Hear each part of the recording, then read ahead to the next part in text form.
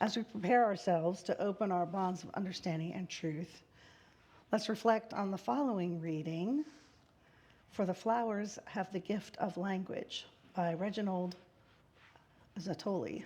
Best I can do.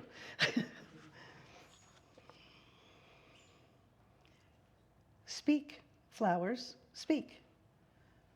Why do you say nothing? The flowers have the gift of language. In the meadow, they speak of freedom, creating patterns wild and free, and no gardener could match. In the forest, they nestle, snug carpets under the roof of leaf and branch, making a rug of such softness. At end tip of branches, they cling briefly before bursting into fruit, sweet to taste. Flowers, can you not speak joy to our sadness and hope to our fear? Can you not say how it is with you that you color the darkest corner? The flowers have the gift of language. At the occasion of birth, they are buds before bursting. The ceremony of love, they unite two lovers in beauty. At the occasion of death, they remind us how lovely is life. Oh, would that you had voice, silent messengers of hope. Would that you could tell us how you feel, arrayed in such beauty. The flowers have the gift of language. In the dark depths of a death camp, they speak the light of life. In the face of cruelty, they speak of courage. In the experience of ugliness, they bespeak the persistence of beauty. Speak, messengers, speak, for we would hear your message. Speak, messengers, speak, for we need to hear what you would say. For the flowers have the gift of language. They transport the human voice on winds of beauty. They lift the melody of song to our ears. They paint through the eye and hand of the artist. Their fragrance bind us to sweet-smelling earth. May the blessing of the flowers be upon you. May their beauty beckon to you each morning, and their loveliness lure you each day, and their tenderness caress you each night. May their delicate petals make you gentle, and their eyes make you aware. May their stems make you sturdy, and their reaching make you care. Here ends the reading.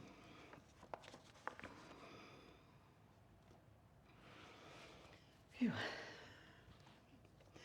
So I've been thinking about happiness lately. What is happiness? Who's happy? Are you happy? Am I happy? Researchers say that the most reliable source of happiness is actually the quality of our relationships. So I've been hearing a lot about a new book written by Sonia Lyubomirsky, who is described as the preeminent happiness expert, as well as a distinguished professor of psychology at the University of California. The book is called How to Feel Loved. I'm still in line for my turn to borrow it from the library, but I wanted to share some of the ideas I have learned through interviews and podcasts with the author. Some of us might think that feeling loved isn't really in our control. It's up to the other person to make us feel loved. Dr. Lyubomirsky and her co-author, Dr. Harry Rees, argue that there are 5 strategies that we have control of to feel loved. It's not just romantic love. We can define love very broadly. You can love your family members, your coworkers, your neighbors, and even the cashier at the grocery store. The first strategy to show, the first method is to show more of yourself. Sharing a deeper, fuller version of yourself to the other person is important. You can't really feel loved if the other person doesn't know who you are. I personally, I was telling Lisa earlier, I struggle with the thought that if I let people see the unmasked me, that I wouldn't be worthy of their love. They would stop loving me. So if you're like me, we hold things very close to our chest. We don't easily share, and we start building walls to protect ourselves. So obviously, they're not saying that you go and meet up with someone and then you trauma dump on them. The authors say that you need to start small, and instead of being asked, instead of when you are asked, how are you? You don't just say, I'm fine. Maybe you say, hey, I had a really rough night and I'm tired. So there's a little glimmer of being your full self. The next mindset is to listen with curiosity. It's important to listen in the present moment rather than partially listening and working on what you will say next. Most people listen preparing for their response. Listen to people like you're going to have a quiz tomorrow. Listening to learn means that you have genuine curiosity. And it means that we're listening to connect.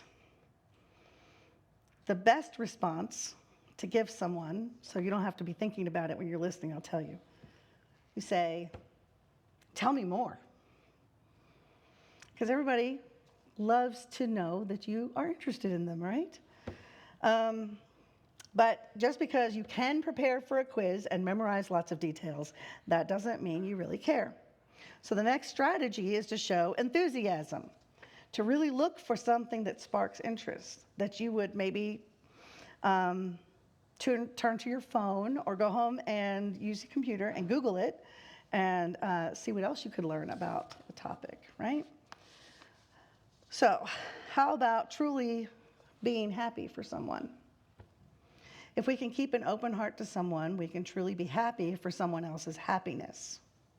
So in Buddhism, we have a meditation practice called metta. It is a meditation meant to evoke compassion, self-love, and love universally, not just those we like the best. So I'm going to guide you through the first phrase of the meditation. If you are comfortable, please go ahead and close your eyes. If not, you can cast your eyes low and try not to focus on what you see. So right here, we're going to notice our breath. There's no need to change it. Just notice the in breath and the out breath. I'm going to say a line, and then I want you to repeat it, okay?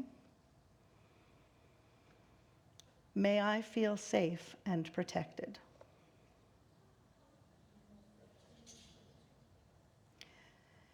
May I have happiness and peace. May I be healthy and strong. May I live with ease and well-being.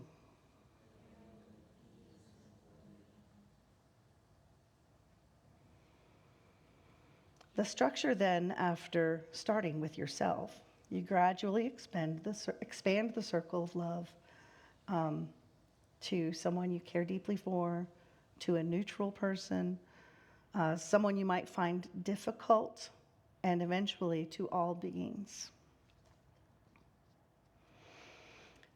And so we embrace the complexity of ourselves and others, remembering that you have strengths, but you also have weaknesses. This reminds us to hold space for ourselves and for our loved ones who also have both strengths and weaknesses. Finding warmth and bonding towards another person, wishing them well, wanting their dreams to come true. If you don't have these in a relationship, what's the point? Studies have shown that when you do something kind towards another person, you benefit as well. Yes, perhaps that person benefits too if your efforts are effective, but you benefit from the act of doing it. Dopamine increases in your brain by doing something kind. And if you do something kind every day, it's a small and easy way to be happier. Acts of kindness will actually improve your immune health. Many of us try to earn love by being impressive, agreeable, or wearing a flawless mask. Backfires every time. Trying to manage how you appear pulls your attention away from the relationship itself. Being loved isn't the same as feeling loved. To feel loved is to feel seen. Even people who are loved can feel lonely or unseen. Feeling loved happens when you sense that your inner world matters, that someone understands your thoughts, emotions, and what makes you, you. So now we're going to turn to our flower ceremony. Today we're here to celebrate, honor, and introduce to new friends the flower ceremony, also known as the Flower Communion. It's an annual, uniquely Unitarian Universalist ritual that celebrates beauty, human uniqueness, diversity, and community. Flower Communion was originally founded by Norbert Čapek, who was born June 3rd, 1870, in Bohemia to the Roman Catholic Church, but he had some trouble with the dogma that he was taught, so he left and became a Baptist. In that role as a young man, he went door to door to convert people away from Catholicism. Through his conversations, he discovered that truth reveals itself in many ways, and no one tradition can contain it fully. He began searching for a faith that felt more expansive, one that welcomed many voices and celebrated true diversity. In the early part of the 20th century, Čapek and his family moved to the United States, where they found a Unitarian church which fit their faith perfectly. Čapek loved its optimism, which reflected his own disposition. He loved this faith so much that in 1921, he went back to his homeland, where he started a Unitarian church. Free liberal religion was unusual and refreshing. Still is, right? The Unitarian Church in Prague, with 3,200 members, was the largest Unitarian congregation in the world. Some 8,000 Czechs considered themselves Unitarian as a result of Čapek's message of universal hope. As much as people loved this freedom of thought and the use of reason, they were craving something more spiritual. Does that sound familiar? On June 4th, 1923, Reverend Norbert Čapek created the Flower Communion. The idea was that each person would bring a flower to church and would place it in the vase. The minister would bless the flowers, and then every person would take home a flower different from the one they brought in. This helps each person recognize that they are a necessary part of the bouquet and that our individual gifts held together in community become something beautiful. This reminds us that the whole is not the same when even one person is missing, and that each carry a gift from the community with us as we leave, taking our shared faith wherever we go. Reverend Čapek's church celebrated Flower Communion every year, as we do here. When the Nazis took Czechoslovakia, they started to attend his church, suspecting he was preaching values that opposed fascism, which we all hope is absolutely was. In 1940, they arrested him and sent him to Dachau. When he was there, Reverend Čapek took to ministering to other prisoners. In fact, he brought the Flower Communion to Nazi concentration camps. He sent people to the fields to look for flowers. Sometimes they found a dandelion. More often, they brought in sticks and rocks, blades of grass, and he told them it was enough. The survivors of Dachau remember him and his spirit of inclusion. When the world was contracting, Reverend Čapek's spirit was expansive. In 1942, Reverend Čapek was killed for his faith in the human spirit.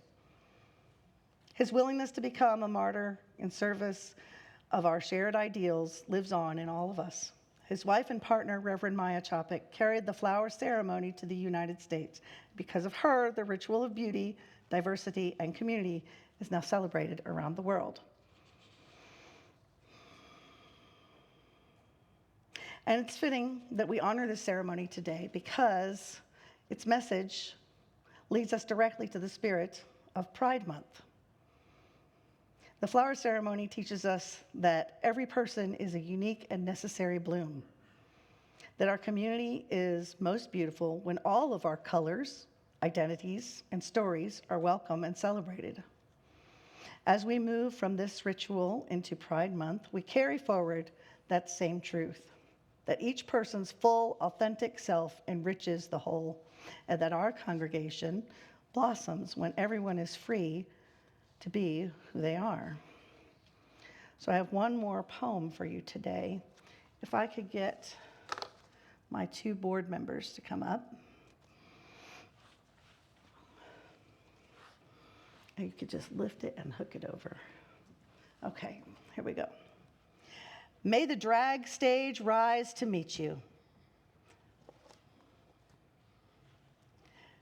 May the world rise to accept and embrace you. May the rainbow of love enfold you. May your fluidity never be hindered. May your pronouns always be supported and your dead name forgotten. May those you invite into your life remain loyal. May your chosen family lift you up and catch you when you need it. May you be able to catch others when they need it. May you remember sensitivity is not weakness, but instead a great strength welling up inside you. And until we meet again, may you remember that you are loved and you are divine. This symbolizes that we are celebrating and honoring LGBTQ plus identity, joy, and culture. We work together to create a space of visibility where people can live openly and authentically. That we remember and commemorate those lost to violence or HIV/AIDS. And as a reminder to continue to push for equality and human rights.